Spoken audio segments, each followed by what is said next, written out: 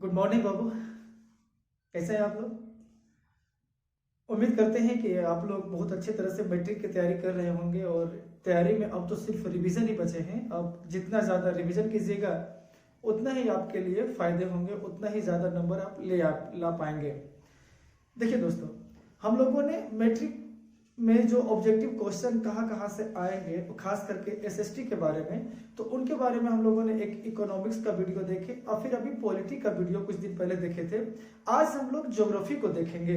आखिर ज्योग्राफी के ऐसे कौन कौन से टॉपिक है जिनको अगर हम पढ़ ले तो उनसे एग्जामों में क्वेश्चन देखने को मिले, तो हम आज उन्हीं सभी के बारे में बातें करेंगे। तो बने रहिएगा वीडियो में और अंत तक देखिएगा वीडियो। यकीन मानिए वीडियो खत्म होते होते आप बहुत सारे सवालों को ज्योग्राफी के से संबंधित बनाना शुरू कर दीजिएगा।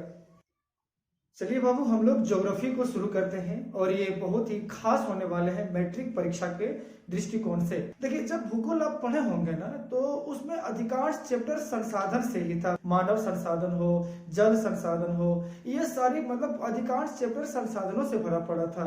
तो अब यहाँ सवाल आता है ना कि संसाधन है आखिर क्या, संसाधन किसे कहते हैं? तो हम लोग वहीं से शुरू करते हैं। अब कि संसाधन क्या होता है। देखिए, प्राकृतिक की वे सारी वस्तुएं जो मानव जीवन में उपयोगी हो संसाधन कहलाते हैं। क्या बोले बाबू? प्राकृतिक में उपलब्ध सारी वस्तुएं जो मानव जीवन के लिए उपयोगी हो, मानव को आराम पहुंचाए, संसाधन कहलाता है। जैसे ये मार्कर, इस मार्कर को देखिए तो हमारे जीवन में उपयोगी है क्योंकि हम इनसे लिखते हैं। सामने कैमरा रखा पड़ा है, कैमरा का भी हमारे उपयोगी है। अब अपने आसपास में जितनी भी चीज देख लीजिए, वो सारे, चाहे वो लाइट हो, पंखा हो, बिजली हो, टेबल हो, बेंच हो, ये सारी चीजें क्या है, हमारे संसाधन कहलाते हैं। संसाधन क्या होते हैं? तो संसाधन होते हैं कि प्राकृतिक में उपलब्ध सारी वस्तुएं जो भी हमारे जीवन में हमें आराम पहुंचाए, वो संसाधन कहलाता है। चाहे वो पत्थर ले लीजिए, गाड़ी ले लीजिए, नहीं, सारे के सारे क्या कहलाते हैं? आपका संसाधन कहलाते हैं। इसलिए एक आदमी था जिन्होंने बहुत अच्छी बात कही थी, जिसका नाम था जिमरमैन। आप नाम देखिए लिखा होगा, जिमरमैन। जिमरमैन ने क्या कहा था? कहा था कि संसाधन हुआ नहीं करते, बना करते हैं। यानी उन्होंने सही कहा था कि संसाधन होते नहीं है। जैसे अगर आपके पास एक बाइक रखा हो, गाड़ी रखा हो, मोटरसाइकिल रखा हो और आप उनको चलाने नहीं जानते हैं, तो वो आपके लिए संसाधन नहीं हो पाएंगे, क्योंकि आप उनको चला नहीं पाएंगे। अगर आपको कहीं जाना भी है तो आप उनको चाह के भी नहीं चला सकते हैं, वो आपके लिए संसाधन नहीं है। हाँ, लेकिन जो चलाने जान रहे हैं उनके लिए वो क्या हो जाएंगे? संसाधन हो जाएंगे। तो उन्होंने कहा था कि संसाधन होते नहीं है। संसाधन क्या बोला? संसाधन हुआ नहीं करते, बल्कि वो बना करते हैं, बनाया जाता है संसाधनों को। जैसे पक्खल रखा पड़ा है, तो ये पक्खल ऐसे ही पड़ा है, वो तब तक हमारे लिए संसाधन नहीं होगा जब तक हम उसको उठा के किसी को फेंकेंगे, मारेंगे नहीं, तब तक वो हमारे लिए संसाधन नहीं है। ये मार्कर हमारे लिए तब तक संसाधन नहीं होंगे जब तक कि हम इनसे लिखना नहीं जानेंगे। हम जब इनका ले करके इनको लिखना शुरू कर देंगे तो हमारे लिए संसाधन हो जाएंगे। तो उन्होंने कहा था संसाधन हुआ नहीं करते, बल्कि संसाधन, क्या बोला वो उन्होंने? जिमरमैन ने कहा कि संसाधन हुआ नहीं करते, बना करते हैं। अब देखिए, अब यहाँ हम लोग जब किताब को पढ़े होंगे ना, तो संसाधनों को कई आधार पे अलग अलग तरीके से बांटा गया है। जैसे स्रोत के आधार पर, उत्पत्ति के आधार पर, स्वामित्व के आधार पर, ऐसे आप पढ़े होंगे। तो यहाँ मुख्य रूप से ना हम लोग दो आधार पे बांट करके हम लोग देखते हैं संसाधन को। अब दोनों याद रखिएगा। देखिए आप, तो संसाधन के बारे में देखिए, यहाँ पर कहता है कि उत्पत्ति यानी संसाधन। अब देखिए, हमारे प्राकृतिक में हम क्या बोले? प्राकृतिक में हर एक चीज क्या है? हमारे लिए संसाधन है, जो हमारे हेल्प कर रहे हैं। मानव के हेल्प आने वाले सारी चीजें क्या कहलाती है? संसाधन कहलाती है। अब हमें तो हेल्प करने में ये मार्कर का भी अहम योगदान होता है, गाड़ी का भी योगदान है, उसी प्रकार से गाय का भी योगदान है, बैल का भी योगदान है, बकरी का योगदान है। इन सभी चीजों को देखिएगा तो हमारे जरूरत में, हमें उपयोगी में, हमारे उपयोगी के लिए जीव भी होते हैं। और क्या बोले, कई प्रकार के जीव होते हैं और कई प्रकार के निर्जीव होते हैं। तो उसीलिए हम लोगों ने इनकी उत्पत्ति अलग अलग होता है, तो हम लोग उनको उत्पत्ति के आधार पर बांटा गया है। तो कैसे बांटा गया है? तो उत्पत्ति के आधार पर संसाधन को बांटा गया है दो प्रकार से। एक वो कहा गया जिसमें जीव होते हैं, जिनमें जान होते हैं, उसे कहा गया जैविक संसाधन। और एक वो संसाधन हुए जिनमें जान नहीं होते हैं, जिन्हें निर्जीव कहते हैं। तो हो गया वो अजैविक संसाधन। क्या कहा? एक जैविक संसाधन, एक होता है अजैविक संसाधन। ये कैसे बांट रहे हैं हम लोग? उत्पन्न कैसे इसका उत्पन्न होता है। अब देखिए, वैसा संसाधन जिसमें जीवन हो तो उसे कहते हैं हम लोग क्या? जैविक संसाधन। इसमें मानव भी आते हैं, पक्षी, पेड़, बैल, मछली, ये सब सारी जितने आपको सजीव वस्तुएं दिख रही है, सारे के सारे क्या होंगे? जैविक संसाधन होंगे। ठीक वैसे ही आपका अजैविक क्या होता है? तो वैसा संसाधन जो निर्जीव हो, जिसमें जान नहीं हो, जैसे आपका चट्टान है, पत्थर है, खनिज है, नदियां है, ये सारे भी तो हमारे लिए उपयोगी होते हैं। तो ये सारे भी क्या है? संसाधन है। ठीक, अब इधर आइएगा तो हम लोग ने स्रोत के आधार पर कि कौन कौन से कहां से उत्पत्ति होते हैं उसके आधार पर बांटा गया है हम लोगों का। तो स्रोत के आधार पर संसाधनों को बांटे गए हैं दो भागों में। एक होता है नवीकरणीय, एक होता है अनवीकरणीय। नवीकरणीय संसाधन जब हमारे पृथ्वी की उत्पत्ति हुआ ना, तो उत्पत्ति के कुछ दिनों के बाद ये प्राकृतिक में उपलब्ध हो गए और अभी तक है और कई दिनों तक रहेंगे।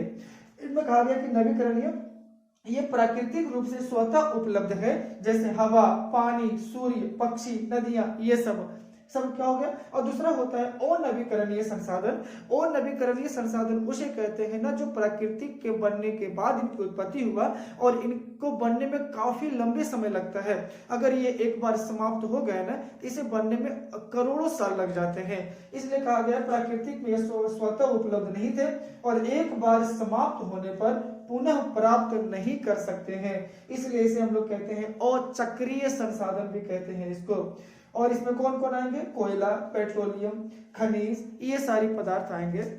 देखिए बाबू, हमारे पृथ्वी पर ना संसाधन भरे पड़े हैं और खास करके प्राकृतिक संसाधन जो हमारे लिए बहुत ही कीमती है, वो प्राकृतिक संसाधन जिनके बिना हम जितने भी जीव हैं पृथ्वी पर संभव नहीं है कि वो जी सके। उन प्राकृतिक संसाधनों का ना हम लोगों ने बहुत ज्यादा दुरुपयोग किए हैं, बहुत ज्यादा गंदे भी किए हैं उनको। जैसे नदियां हो गया, पेड़ पौधे हो गए, पृथ्वी हो गए, इन सभी को हम लोगों ने क्या किए हैं?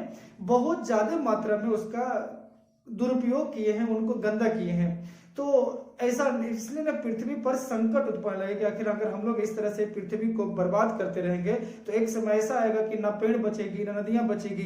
तो ऐसे संकट ना उत्पन्न हो, सारे दुनिया के नेताओं ने आपस में बात करना शुरू किया कि क्यों ना हम लोग पृथ्वी को बचाने का प्रयास किया जाए, पृथ्वी को स्वच्छ करने का प्रयास किया जाए। देखते हुए या इसी चीज को देखते हुए सारे दुनिया के नेताओं ने आपस में बैठक करना शुरू किया।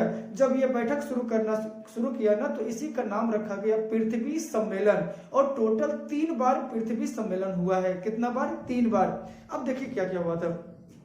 तो पृथ्वी सम्मेलन हुआ था, जो पहला हुआ था उसको कहा गया था प्रथम पृथ्वी सम्मेलन, दूसरा हुआ था उसको कहा गया द्वितीय पृथ्वी सम्मेलन, और तीसरा कहा गया था आपसे तृतीय पृथ्वी सम्मेलन। याद रखिएगा, यहां से क्वेश्चन एकदम आता है।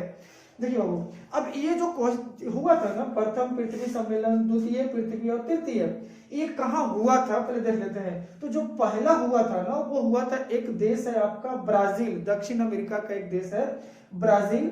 ब्राजील में एक शहर है, नाम था उसका रियो डी जेनेरियो। नाम क्या था उसका? Rio de Janeiro. और दूसरा हुआ था आपका अमेरिका में, वो अमेरिका का एक शहर था न्यूयॉर्क, जहां पे संयुक्त राष्ट्र संघ का भी मुख्यालय है, यहाँ पे हुआ था। और तीसरा हुआ था दक्षिण अफ्रीका में, जिस शहर का नाम था जोहान्सबर्ग। ये दक्षिण अफ्रीका है, वो क्रिकेटर है, यहाँ का नाम सुने होंगे, रबाडा, बहुत डेंजर बॉलर था नहीं। चलिए आते वो, अब यहाँ से आते हम लोग। तो अब ये ना जितने भी पृथ्वी सम्मेलन हुआ था, हर एक 5 साल में एक बार होता था, हर एक 5 साल में एक बार। तो पहला पृथ्वी सम्मेलन जो हुआ था ना, वो हुआ था 1992 में। अगला 5 साल कब पूरेगा? तो 92, 93, 94, 95, 96, 97। तो दूसरा कब हुआ था? 1997 में। और अगला फिर 5 साल पूरेगा आपका 2002 में, यहाँ हुआ था। इससे क्वेश्चन एकदम आता है कि द्वितीय पृथ्वी सम्मेलन कब हुआ था? 1997। कहाँ हुआ था? न्यूयॉर्क। किस देश में हुआ था? अमेरिका।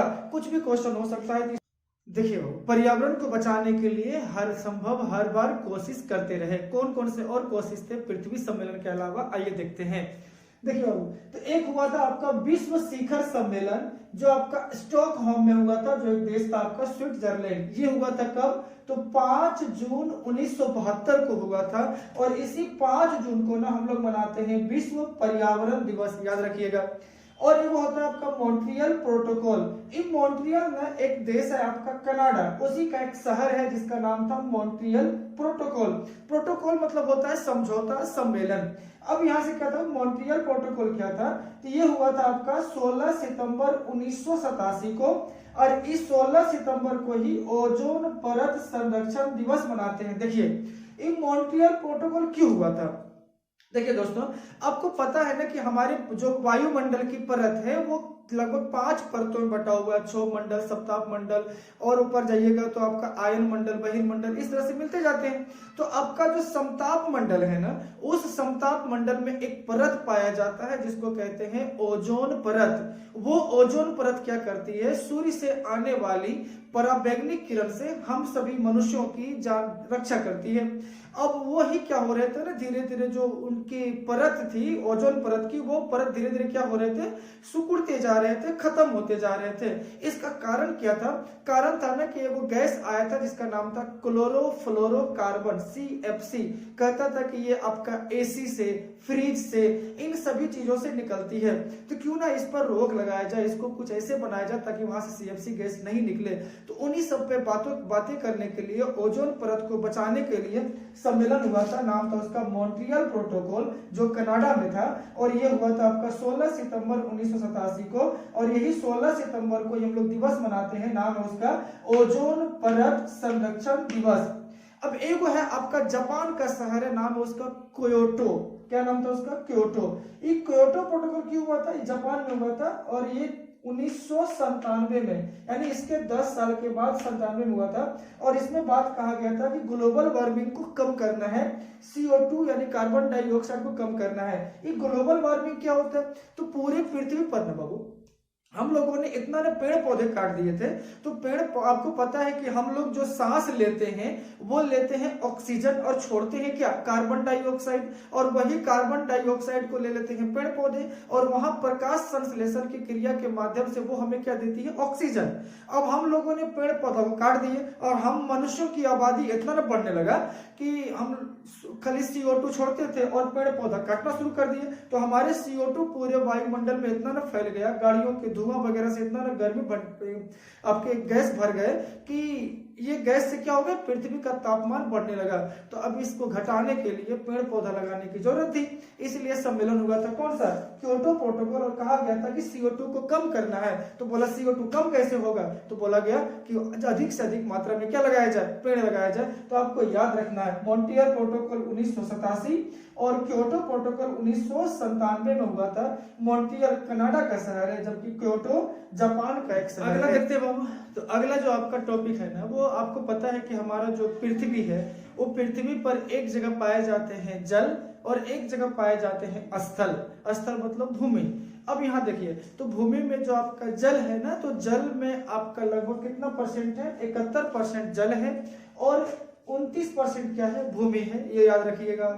अगला आता है भारत। देखिए, भारत में भी ना, तो भारत में भी जो आपका स्थल है ना, उस स्थल का विभाजन किया गया कि आखिर भारत में कितने परसेंट हिस्सा में पहाड़ है, कितने परसेंट हिस्सा में पठार है, मैदान है, ये सब पूछते हैं। देखिएगा, तो याद रखिएगा इसमें। तो आपका जो सबसे ज्यादा भारत जो है ना आपका, ये आपका अगर भारत मान लेते हैं इसको, ये वाला अगर पूरा भारत है ना, तो इस भारत में क्या है ना, इस भारत में सबसे ज्यादा हिस्सा अगर किसी चीज का है, वो है किसका? मैदान का। तो मैदान कितना है? 43%। उसके बाद आता है पर्वत, जो कितना परसेंट है? 30%। और 27% क्या है आपका? पठार है। कहेंगे क्या इससे क्वेश्चन होता है क्या? एकदम होता है क्वेश्चन। देखिए कैसा होता है, भारत के कितने प्रतिशत भौगोलिक क्षेत्र में पठार है? तो क्या बोला है? कितने प्रतिशत भौगोलिक क्षेत्र में पठार है?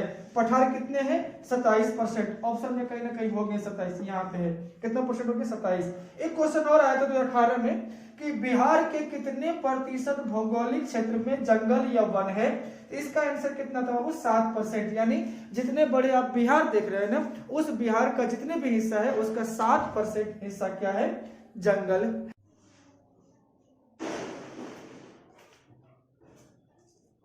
चलिए बाबू और देखते हैं। अब ना क्वेश्चन मिट्टी से पूछे जाते हैं, और मिट्टी से कैसे क्वेश्चन आते हैं देखते हैं हम लोग। तो मिट्टी से होता है ना कि पहला होता है कि प्रायद्वीपीय भारत की नदी घाटियों में कौन सी मिट्टी पाई जाती है। काली मिट्टी, लाल मिट्टी, जलोढ़ मिट्टी या रेतीले मिट्टी, जो भी मिट्टी हो हम पहले कुछ चीज पढ़ लेते हैं। जैसे भारत में आखिर अधिक से अधिक कौन सी मिट्टियां पाई जाती है, इसके लिए ट्रिक याद रखिएगा। आपका नाम है, क्या नाम है वो ट्रिक का या जुगाड़ का, जला कर लौट। कहेंगे ये क्या होता है, तो जो से होता है आपका कौन सा मिट्टी, जलोढ़ मिट्टी। कौन सा वो, जलोढ़। लो से कौन होगा, तो लो से होगा आपका लाल मिट्टी। को से कौन होगा आपका, काली मिट्टी। कौन सा, काली। इसी काली मिट्टी को ही हम लोग कहते हैं रेगड़ मिट्टी। कौन सा वो, रेगड़ मिट्टी या रेगुड़ मिट्टी कहते हैं। लेटेराइट से हो गया आपका, लोट से हो गया आपका लेटेराइट मिट्टी। देखिए अब यहाँ जलोढ़ मिट्टी क्या होता है, तो जलोढ़ मिट्टी कहाँ पाए जाते हैं, तो जहां पर भी नदियां होगी। कहाँ बाबू, जहां जहां नदियां की चर्चा होगी वहां आपका जलोढ़ मिट्टी पाए जाएंगे। क्योंकि जलोढ़ मिट्टी ना नदियों के द्वारा बहा कर लाई गई मिट्टी होती है। कौन सा, जलोढ़ मिट्टी। कुछ आवाज कर रहे होंगे क्योंकि सरस्वती पूजा है ना, तो कुछ पंडाल वगैरह के लिए तैयारी भी चल रहा है आते इधर। तो जलोढ़ मिट्टी से क्या बनते हैं, जलोढ़ मिट्टी कहाँ से आती है, तो नदियों के द्वारा बहाकर लाई गई मिट्टी होती है। लाल मिट्टी ज्यादा कहाँ पाए जाते हैं, तो लाल मिट्टी ज्यादा वहां पाए जाते हैं जहां पे खनिज वगैरह ज्यादा निकलते हो। जैसे आपका झारखंड देख लीजिएगा, आपका तो झारखंड हो गया, आपका तमिलनाडु हो गया, इस सब में जलोढ़ लाल मिट्टी ज्यादा होते हैं। इसलिए तो आपको पता है मंगल ग्रह को लाल ग्रह भी कहते हैं, क्योंकि वहां पे लाल रंग के खनिज पाए जाते हैं। अब यहाँ देखिए ये कर से क्या हो गया, काली मिट्टी। काली मिट्टी ज्यादा पाया जाता है आपका महाराष्ट्र में। इसका निर्माण होता है बेसाल्ट चट्टानों के टूटने से।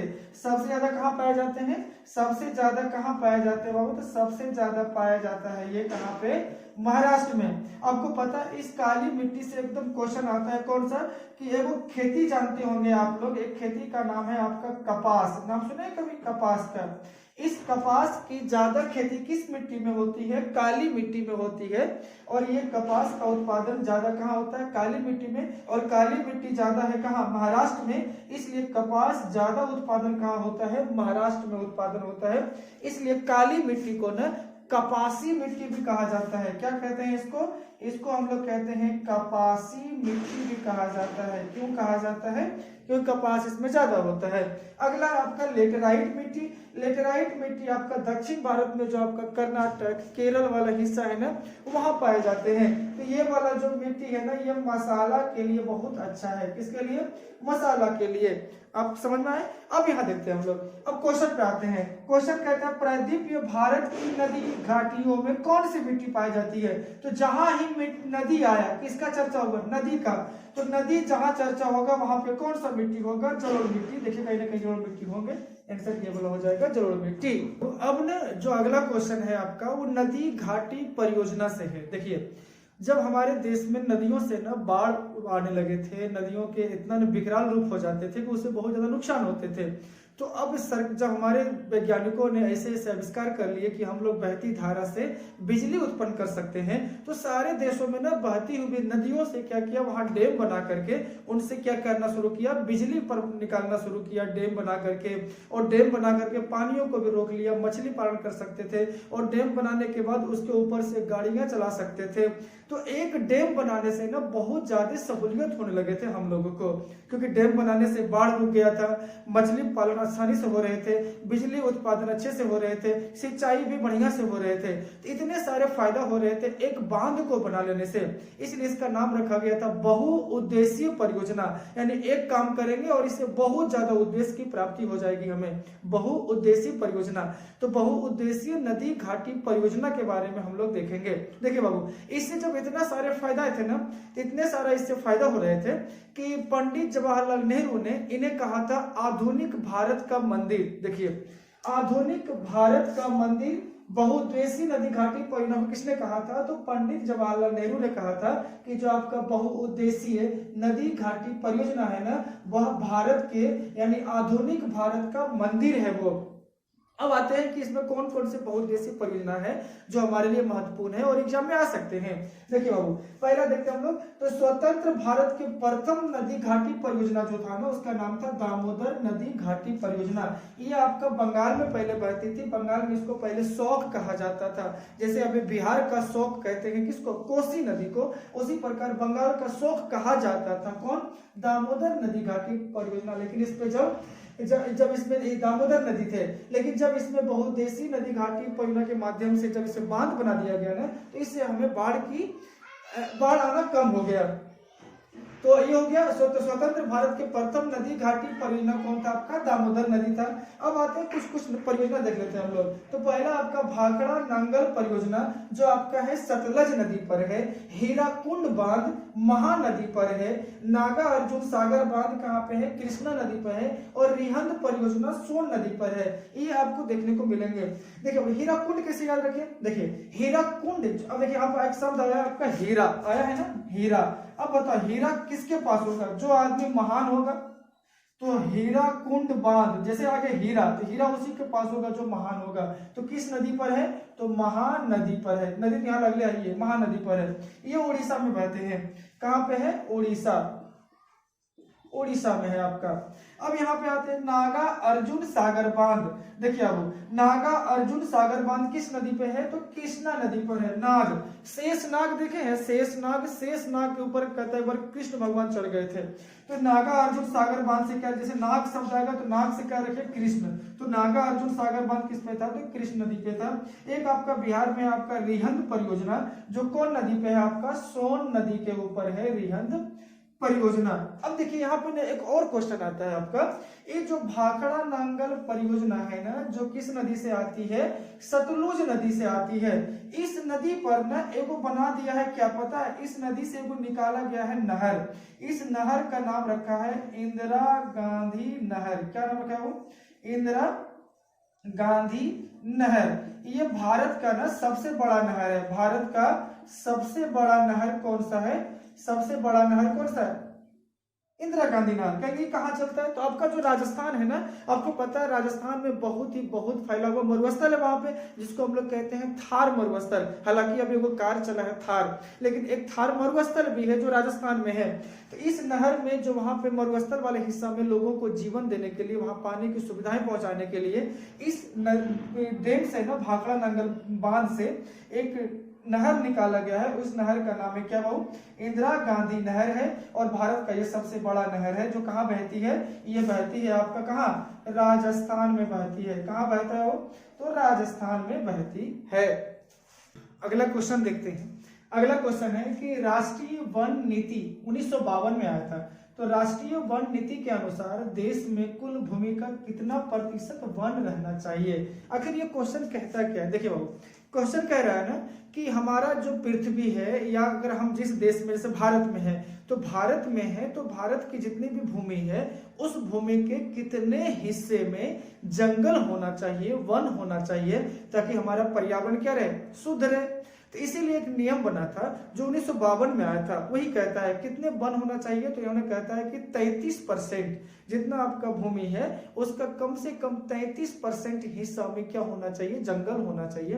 तब आपका पर्यावरण क्या होंगे, शुद्ध होंगे। तो कहता है राष्ट्रीय वन नीति के अनुसार देश में कुल कितना प्रतिशत वन होना चाहिए, तो कितना हो जाएगा वो, 33% वन होना चाहिए। लेकिन अगर देखिएगा तो वर्तमान में कितना जंगल है हमारे देश में, तो हमारे देश भारत में लगभग 24% हिस्सा में क्या है, अभी वन है।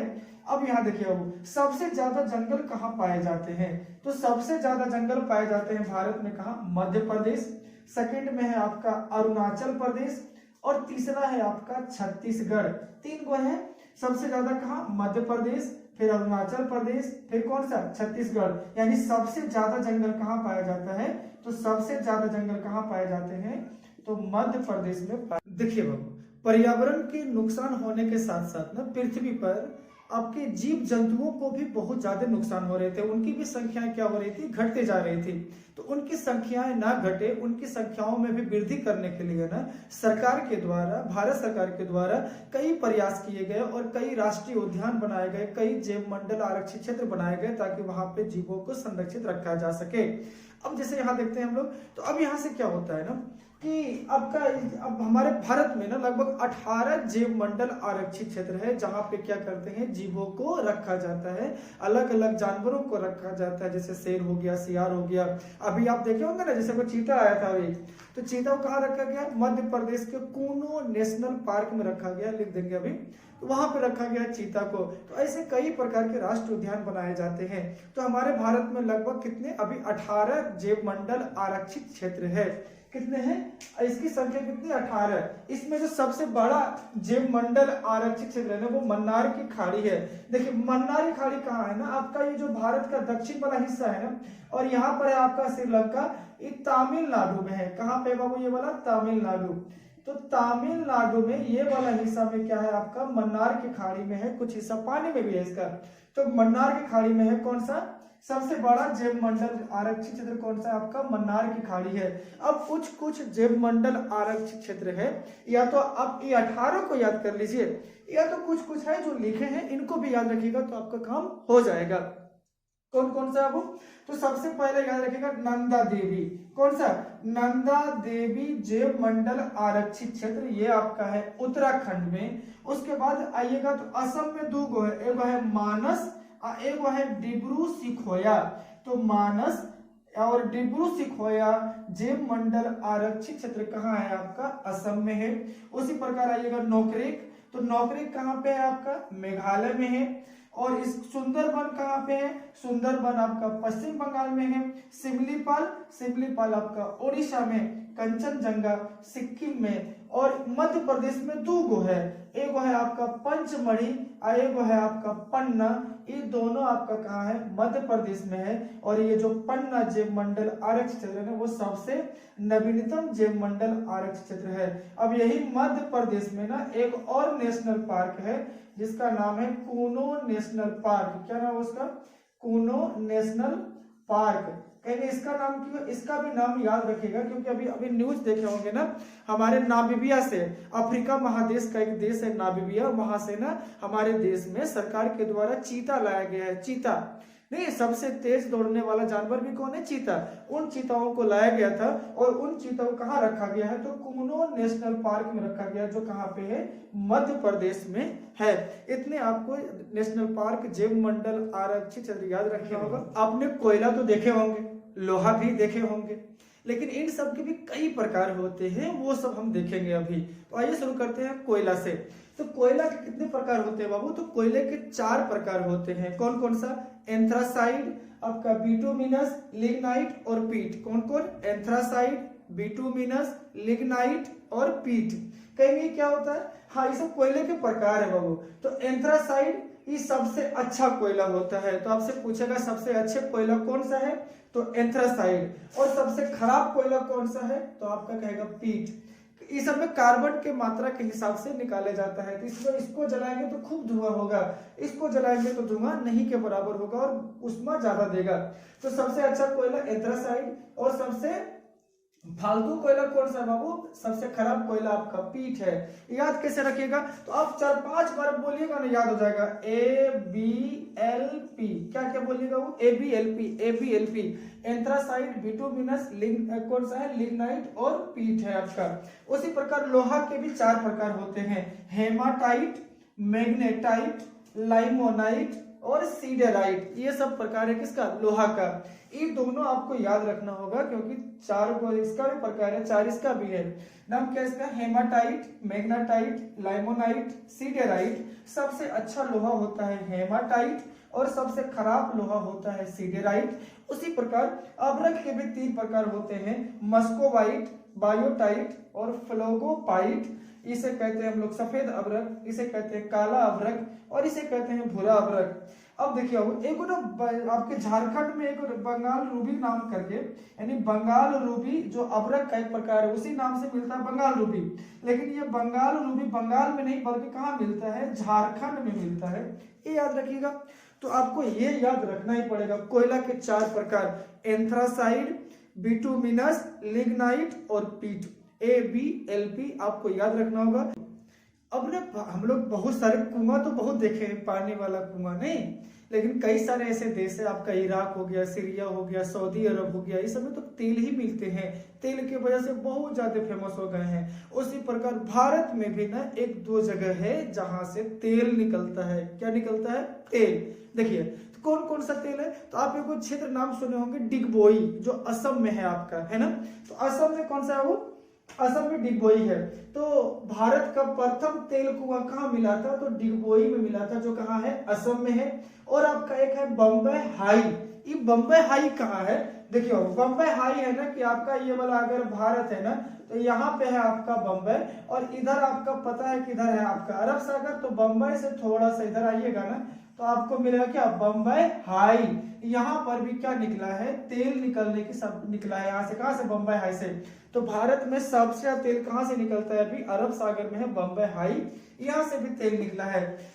आपने खान भी बहुत देखे होंगे, जैसे आप कोयला की खान देखे हैं, जैसे बगल में आपका रानीगंज है, तो रानीगंज जाइएगा तो वहां कोयले की कई खान मिलेंगे। और उसी तरह से छत्तीसगढ़ में भी ना आपका लौह अयस्क की खाने मिलते हैं, जिसमें फेमस कौन सा है? फेमस है आपका बेला डीला की खान। इस बेला डीला की खान से क्या निकलते हैं? लौह अयस्क निकलते हैं, जो कहाँ है? छत्तीसगढ़ में है। इसको याद रखना है, बाकी थोड़ा अगर मन करे तो इसको भी याद रखिएगा, नाम इसका डल्ली राजहरा की खान, ये भी छत्तीसगढ़ में है। अब यहाँ से आते हैं बॉक्साइड उत्पादक क्षेत्र कौन कौन सा है। तो सबसे पहला है केरा क्षेत्र, जो आपका गुजरात में है, रियासी क्षेत्र जम्मू कश्मीर में है, और शिवराय की पहाड़ियां जो आपका तमिलनाडु में है। अब क्वेश्चन जो अगला आता है ना, वो परमाणु ऊर्जा केंद्र से क्वेश्चन आता है। ये परमाणु ऊर्जा क्या होता है? देखिए हम लोगों ने बिजली बनाने के लिए कई प्रकार की ऊर्जा चलाए थे, जैसे जल से निकालते थे, कोयला से, ये सब से हम लोग बिजली उत्पादित कर लेते थे। लेकिन अब आगे समय बढ़ते गया तो हम लोगों ने क्या किए? परमाणु से भी बिजली उत्पादित करना शुरू किए। अब ये परमाणु से बिजली उत्पादित करने के लिए हमारे यहाँ कई प्रकार के कई अलग अलग राज्यों में केंद्र बनाए गए हैं। तो उनमें कौन कौन से केंद्र है उनको देख लेते हैं हम लोग। देखिए आओ, तो भारत का प्रथम परमाणु शक्ति केंद्र था ना, वो था आपका तारापुर। तारापुर कहाँ है? महाराष्ट्र में, एकदम याद रखिएगा। भारत का पहला परमाणु शक्ति केंद्र कहाँ खुला था? तारापुर में खुला था। अगला है रावत भाटा परमाणु केंद्र कहाँ है? इधर हम परमाणु केंद्र लिख दिए, इधर राज्य का नाम लिख दिए, आप याद रखिएगा। तो परमाणु केंद्र कहाँ? रावत भाटा परमाणु केंद्र कहाँ है? राजस्थान में।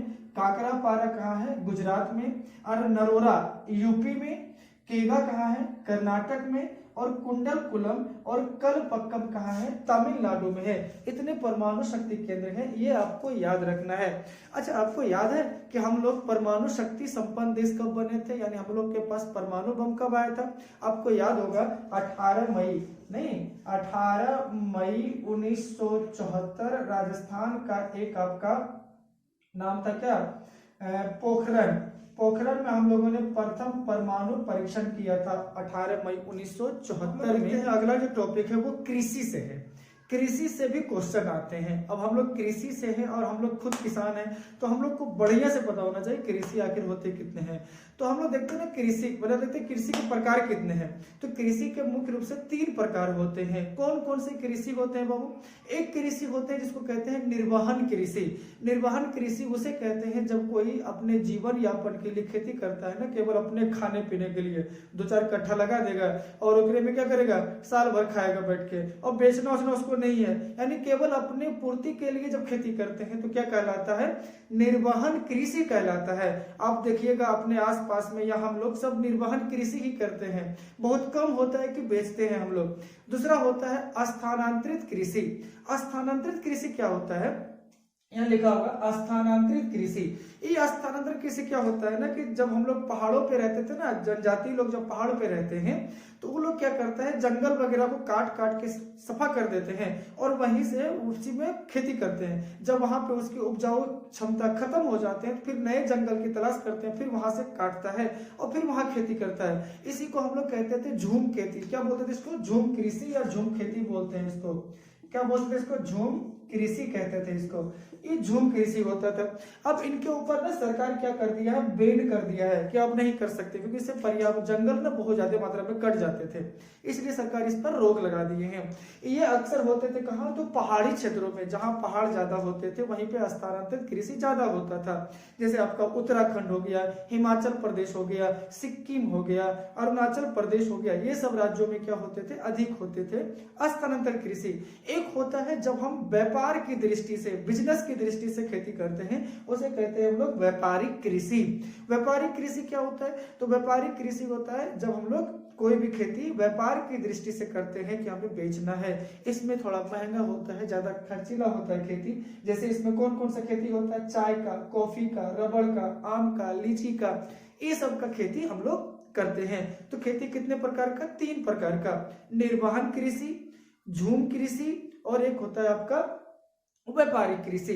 अब ना मौसम के हिसाब से, अब देखते होंगे ना कि हम लोग जब गांव में रहते हैं तो गांव में देखते होंगे मकई लगाने का सीजन अलग होता है, धान का सीजन अलग होता है, नहीं अभी देख रहे होंगे तो गेहूं दिख रहा होगा, सरसों दिख रहा होगा, तो सबका अपना अपना एक सीजन होता है। तो आखिर इसे हम लोग कहते हैं मौसम के हिसाब से खेती करना।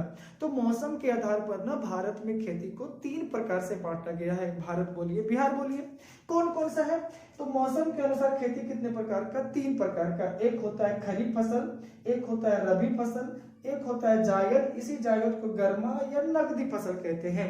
अब देखिए खरीफ फसल को बोया जाता है कब, तो जब वर्षा का दिन आता है। आपको याद होगा खरीफ फसल का एग्जांपल है धान वगैरह। क्या लगता है, बिना धान, जो हम लोग धान रोपते हैं तो धान में हम लोग पटा पटा खेतपन कर सकते हैं, नहीं, जैसे सिंचाई हम लोग का नहीं हुआ था तो हम लोग का धान भी नहीं हुआ था। तो जब बहुत ज्यादा मात्रा में पानी होता है ना, तभी हम लोग धान को लगा पाते हैं, इसलिए इसको रोपते हैं हम लोग वर्षा ऋतु में। तो खरीफ फसल कब होता है, वर्षा ऋतु में, और वो जब कट जाता है ना तो हम लोग लगाते हैं रबी फसल, और ये होता है आपका ठंडे के दिनों में, शीत ऋतु में। और जब ये पकते लेट हो जाते हैं फिर इसका होता है कौन सा, जायद या गर्मा फसल होते हैं।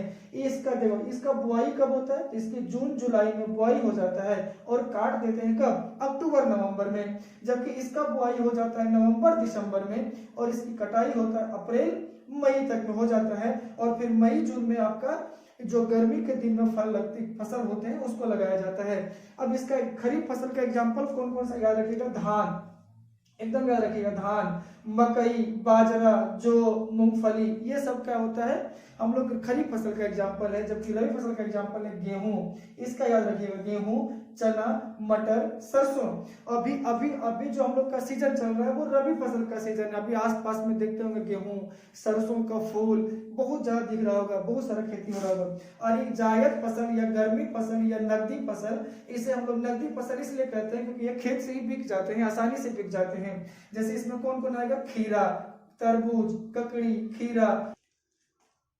कृषि को बढ़ावा देने के लिए ना हमारे देश में हरित क्रांति की शुरुआत हुई थी। किसकी शुरुआत हुई थी, हरित क्रांति की, जो 1960 के दशक में शुरू हुआ। इसके बारे में याद रखना है। तो हरित क्रांति की शुरुआत कब होता है, तो 1960 के दशक में, यानी 1967-68 के समय होता है। अब आपसे क्वेश्चन पूछता है ना कि हरित क्रांति को क्यों शुरू किया गया था, तो उद्देश्य इसका था कृषि का क्या हो सके, विकास हो सके, आपका जो गेहूं है, चावल है, इन सब का उत्पादन बढ़ सके, इसलिए लाया गया था किसको, हरित क्रांति को। इसका जनक पूछा जाता है आपसे, तो इसका जनक पूछता है 2 करके कि इसका हरित क्रांति का विश्व में जनक किसे कहते हैं, तो नाम था उसका नॉर्मन बोरलॉग। और हरित क्रांति का भारत में जनक कौन था, तो एस स्वामीनाथन। एक आपका है श्वेत क्रांति। श्वेत क्रांति का उद्देश्य था दूध उत्पादन से संबंधित उसको बढ़ाना था। भारत में श्वेत क्रांति का जनक कहा जाता है डॉक्टर वर्गीज कुरियन को। इसकी शुरुआत होता है 1970 में। इसी को बोला जाता है ऑपरेशन फ्लड भी कहा जाता है। तो ऑपरेशन फ्लड और श्वेत क्रांति दोनों सेम है, और इनका जनक था कौन, डॉक्टर वर्गीज कुरियन। इनका याद रखिएगा, विश्व में जनक था नॉर्मन बोरलॉग, और भारत में था कौन, एस स्वामीनाथन, हरित क्रांति का। अब यहाँ 2-3 को ना कुछ सवाल पूछा जाता है आपसे, जैसे उजला सोना किसे कहते हैं, तो उजला सोना कहा जाता है कपास को। हरा सोना कहा जाता है चाय को, चाय पत्ती है ना, चाय को। और द्रवित सोना कहा जाता है आपका पेट्रोल को कहा जाता है। तो अब जो क्वेश्चन आता है वो आता है आपका स्टील प्लांट से, कि भारत में आखिर कितने स्टील प्लांट खोले हैं और कहाँ कहाँ पे है, और उनके सहयोगी देश कौन कौन है वो देखते हैं। तो सबसे पहले देखते हैं हम, तो क्वेश्चन है कि भारत का पहला सूती वस्त्र मिल कहाँ खुला था, तो ये खुला था कहाँ, मुंबई में खुला था। वो भी कब, 1854 में। और 1854 में इसके जो खोलने वाले थे, संस्थापक थे, उसका नाम था काओ सजी नानाजी दाभर। एक याद रखिएगा 1907 में एक कंपनी आती है जिसका नाम था टिस्को कंपनी। टिस्को का फुल फॉर्म क्या होता है? Tata iron and steel company. इसके संस्थापक थे जमशेदजी टाटा। आज इसी के नाम पे एक शहर भी है, जमशेदपुर। अब आते हैं ना कि हमारे यहाँ कई स्टील कंपनियां हैं, स्टील प्लांट है जहाँ पे स्टील के सामान बनते हैं। उनमें कौन कौन से देश सहयोगी रहा था वो भी पूछा जाता है। जैसे आपको पूछ लेगा कि आपका भिलाई, तो भिलाई स्टील प्लांट छत्तीसगढ़ में है ना, तो भिलाई स्टील प्लांट छत्तीसगढ़ में है। इसके सहयोगी देश कौन थे? तो रूस। दुर्गापुर में भी एक स्टील प्लांट है जो पश्चिम बंगाल में है, तो दुर्गापुर के जो स्टील प्लांट है उसके सहयोगी देश कौन रहा था? ब्रिटेन। राउरकेला जो आपका उड़ीसा में है, इसके सहयोगी देश था आपका जर्मनी। और बोकारो के भी सहयोगी देश कौन थे? रूस थे। इसमें क्वेश्चन और भी पूछे गए थे आपसे कि जब स्टील प्लांट की स्थापना किया जा रहा था ना, तो अधिकांश स्टील प्लांट की स्थापना द्वितीय पंचवर्षीय योजना में हो गया था, लेकिन एकमात्र स्टील प्लांट था बोकारो जिनकी स्थापना कब होता है? इस बोकारो स्टील प्लांट की स्थापना होता है कब? तो तृतीय पंचवर्षीय योजना में होता है, तृतीय पंचवर्षीय योजना में होता है। अगला क्वेश्चन ना राष्ट्रीय राजमार्ग से भी आते हैं। देखिए हमारे देश में ना सड़क, बहुत ज्यादा सड़क है, तो उस सड़क का ना नाम रखा गया है कि नेशनल हाईवे 1 होगा, नेशनल हाईवे 2 होगा, हिंदी में कहते हैं राष्ट्रीय राजमार्ग। तो हम लोग कुछ राष्ट्रीय राजमार्ग को भी देख लेते हैं ताकि यहाँ से भी अगर क्वेश्चन आए तो आप बना सके।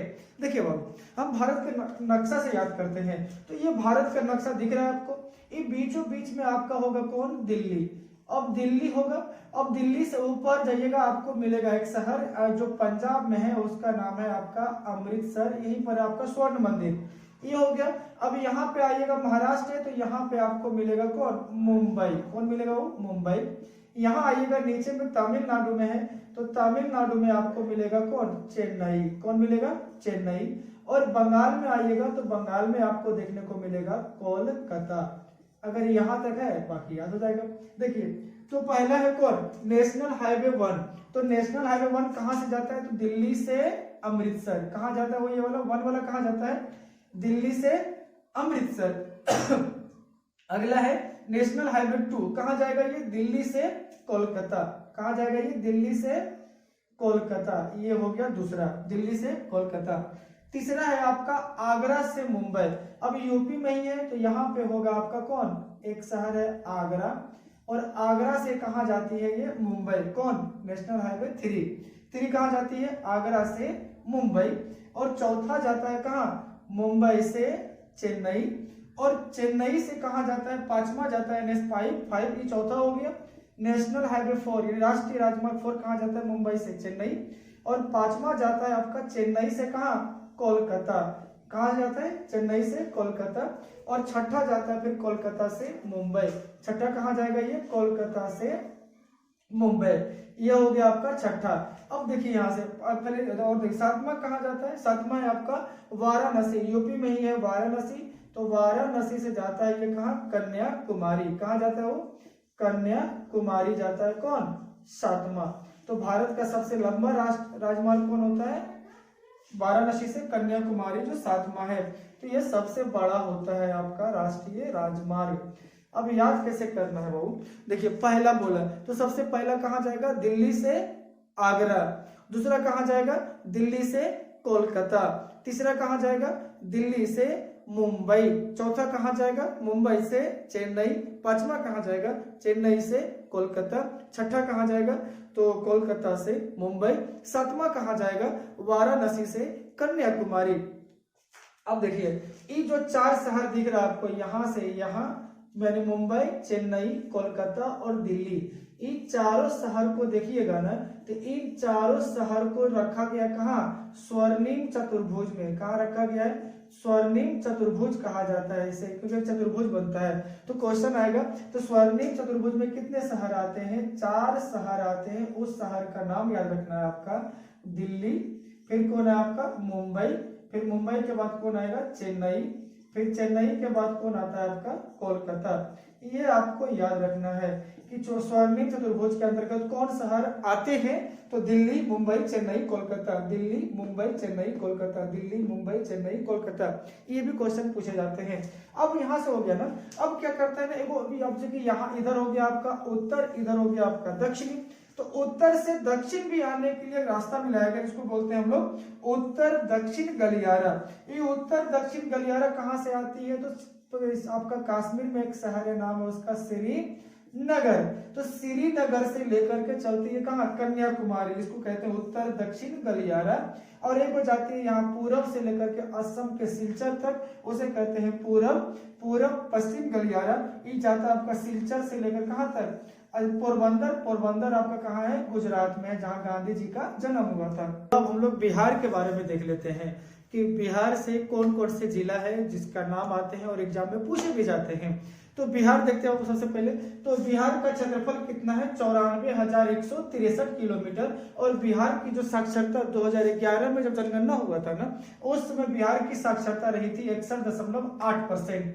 बिहार में कुल जिला कितनी है, 38 जिला है। सबसे बड़ा जिला है आपका पश्चिम चंपारण, सबसे छोटा जिला है आपका शिवहर, और सर्वाधिक जनसंख्या घनत्व कहाँ पे है, शिवहर में। इस जनसंख्या घनत्व क्या होता है, घनत्व होता है ना जहाँ पे पूरा भीड़ हो, यानी क्षेत्रफल कम और आदमी क्या है, बहुत ज्यादा, उसे कहते हैं हम लोग जनसंख्या घनत्व। तो सर्वाधिक जनसंख्या घनत्व है आपका शिवहर में, और सबसे कम जनसंख्या घनत्व है आपका कैमूर में। सबसे ज्यादा साक्षरता है आपका रोहतास में, और सबसे कम साक्षरता कहाँ पे है, पूर्णिया में। और सर्वाधिक लिंगानुपात कहाँ पे है, गोपालगंज में। ये लिंगानुपात क्या होता है, लिंगानुपात होता है कि 1000 पुरुष में कितनी महिलाएं हैं, वो होता है आपका लिंगानुपात। 1000 पुरुष पर उसकी तुलना किया जाता है। तो गोपालगंज में ना 1000 पुरुष पर 1015 महिलाएं हैं, यानी यहाँ महिलाएं ज्यादा है। अब इसके बाद जो आपसे क्वेश्चन आता है ना, वो आता है आपका आपदा प्रबंधन से क्वेश्चन आता है। आपदा प्रबंधन कितने प्रकार के होते हैं, तो 2 प्रकार के होते हैं। एक होता है प्राकृतिक आपदा, एक होता है मानव जनित आपदा। जो प्राकृतिक आपदा में आपका आ जाएगा भूकंप आ जाएगा, ज्वालामुखी का फटना हो जाएगा, तूफान का हो जाना, बाढ़ का आ जाना, ये सब क्या कहलाएगा, प्राकृतिक आपदा कहलाता है। जबकि मानव जनित आपदा में कौन कौन से आएंगे, जो मानव से हो जाते हैं, जैसे एक्सीडेंट हो गया, दुर्घटना हो गया, जहाज का गिर जाना, बिल्डिंग का गिर जाना, नहीं, तो ये सब क्या होते हैं, आपदा प्रबंधन होते हैं। और आपदा प्रबंधन से बहुत हल्के क्वेश्चन आते हैं, आप भी कर सकते हैं। तो आज भूगोल का यही तक खत्म करते हैं। आई होप आपको बहुत अच्छे तरह से हम समझा पाए होंगे। अब जितना हम पढ़ा दिए हैं ना, यकीन मानिए अगर इसको आप बढ़िया से याद रखते हैं ना, तो भूगोल से एक भी क्वेश्चन आपका नहीं छूटेगा। मिलते हैं हम लोग फिर नेक्स्ट वीडियो में, तब तक के लिए जय हिंद।